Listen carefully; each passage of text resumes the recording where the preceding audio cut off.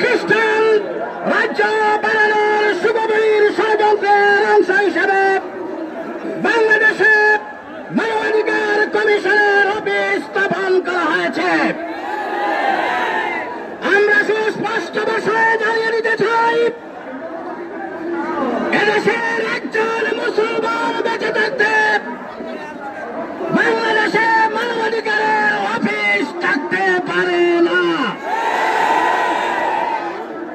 মানবাধিকারের অফিস স্থাপনের প্রতিবাদে এবং সেই সংস্থার সকল কার্যক্রম বন্ধের দাবিতে জমিয়তে উলামা ইসলাম বাংলাদেশ কেন্দ্র ঘোষিত দেশব্যাপী আজকে বিক্ষোভ কর্মসূচি ঘোষণা করা হয়েছে।